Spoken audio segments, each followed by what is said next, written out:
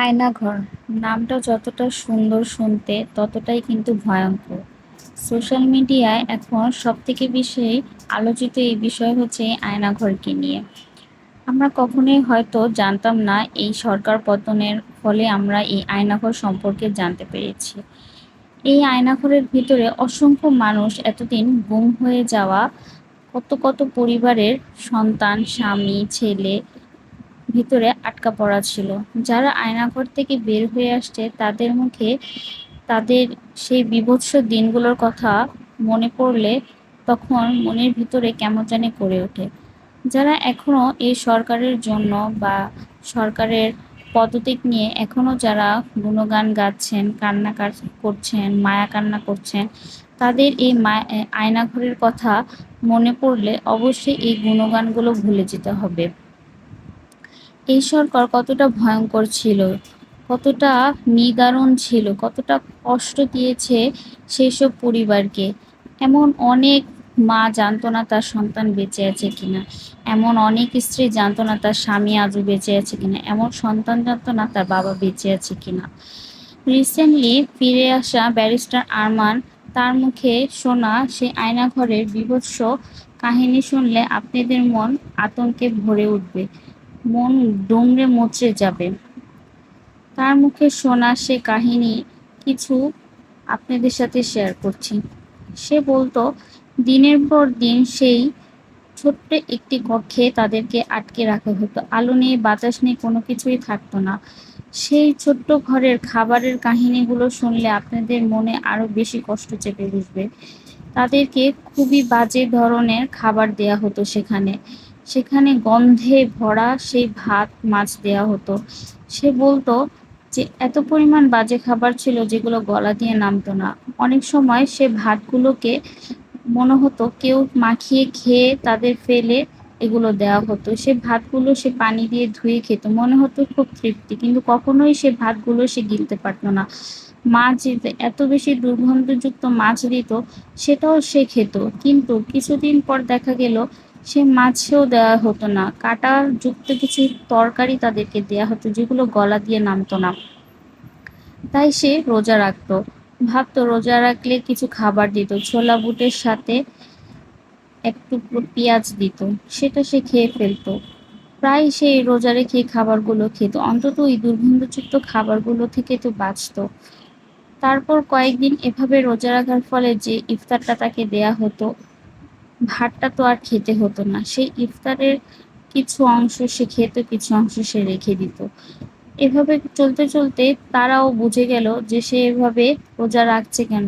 এমনও কথা তাকে শুনতে হতো যে আমরাও তো মুসলমান, কেন তুমি রোজা রাখছো, বুঝতে কি পারছি না। খুবই জালিম ভাবে তার সাথে আচরণ করতো। সেই ইফতারটুকুও বন্ধ করে দিয়েছিল। রুটি দিত, রুটিগুলো এত বেশি বীভৎস গন্ধ ছিল, মনে হতো কেউ সেই রুটিগুলোর মধ্যে কেমিক্যাল মাখিয়ে দিয়েছিল। সেগুলো খেতে গলা দিয়েও নামতো না, তারপরেও বাঁচার জন্য সেগুলো খেতে হতো। এতটা করুণ পরিস্থিতিতে তারা ছিল। যারা সেই আয়নাঘরের ভিতর থাকতো তারাই বের হয়ে এইসব চাঞ্চল্যকর তথ্যগুলো দিচ্ছে। এত কিছু শোনার পর সবকিছুই বাদ দিলাম। এই আয়নাঘরের রহস্য, আয়নাঘরের কাহিনী শোনার পরও আপনাদের এই সরকার বা সেই নেত্রীর জন্য আপনাদের এখনো মায়া কান্না হয়। বিভিন্ন টিকটক, ফেসবুক প্ল্যাটফর্মে মারামারি, কাটাকাটি, কথা গালাগালি লেগে গিয়েছে। একজন বলছে সেই সরকারই ভালো ছিল, সেই সরকারই উন্নয়ন করেছে, এই করেছে, সেই করেছে, এই উন্নয়ন হয়তো নেক্সট কোনো কেউ আসলে করতে পারবে না, এই উন্নয়ন হয়তো কয়েক বছর লেগে যাবে, তারপরেও পারবে না। এত কেন গুণগান গাচ্ছেন আপনারা? কিছু সম্পদ লুটপাট হয়েছে, সেই কারণে আপনারা এখন এই গুণগান গাচ্ছেন। এই গুণগানের জন্যই কি আপনারা মুগ্ধ আবু সাইদের মতো স্টুডেন্টদের জন্য এই সরকারকে নামাতে চেয়েছিলেন, পদত্যাগ চেয়েছিলেন?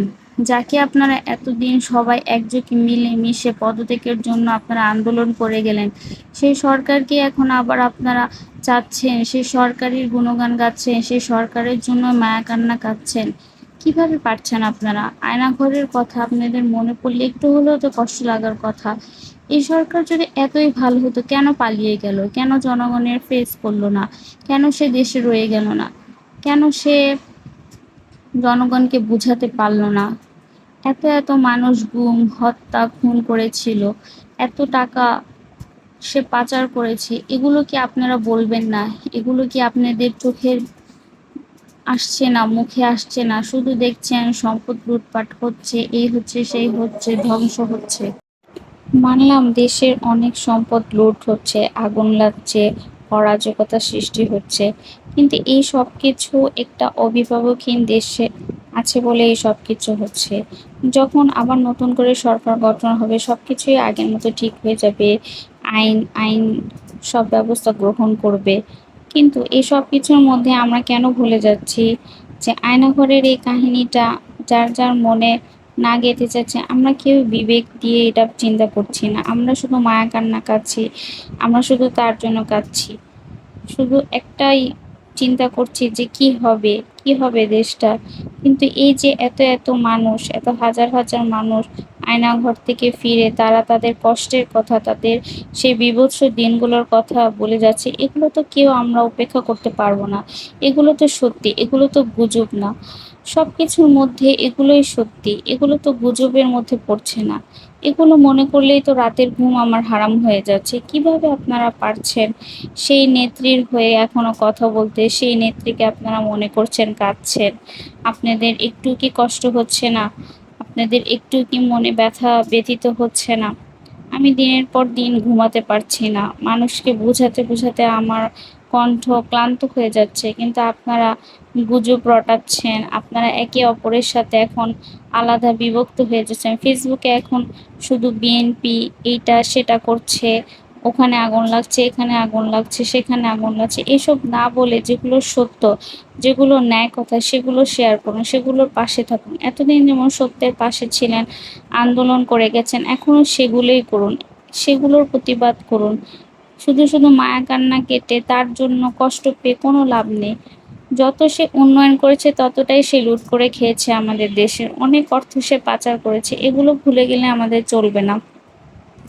জানি না আপনারা কিভাবে এইসব দেখেও না দেখে থাকছেন, কিভাবে চুপ করে আছেন, কিভাবে আপনারা একজন আরেকজনকে দেখে গুজব রটাচ্ছেন, বিভিন্ন আজে বাজে জিনিস শেয়ার করে যাচ্ছেন। যেটা সত্য, যেটা ন্যায়, সেগুলো শেয়ার করেন, সেগুলো তুলে ধরেন মানুষের সামনে।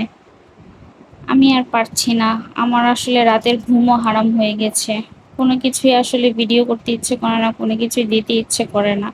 সারাক্ষণ মাথার মধ্যে এই কথাগুলো ঘুরপাক খায়। সেই মানুষগুলোর কথাই আমি চিন্তা করি যে কিভাবে তারা দিনের পর দিন সেই ছোট্ট রুমগুলোর ভিতরে আটকে ছিল, কিভাবে তারা জীবনযাপন করেছে, কিভাবে তারা খেয়েছে, কিভাবে তারা ঘুমিয়েছে। আমি এগুলো আর ভাবতেই পারছি না। আপনাদের মনে কি একটুও নাড়া দিচ্ছে না? আপনারা একটু ভেবে দেখুন, বারবার ভিডিওগুলো দেখুন, বারবার তাদের কথাগুলো শুনুন। নিজের মন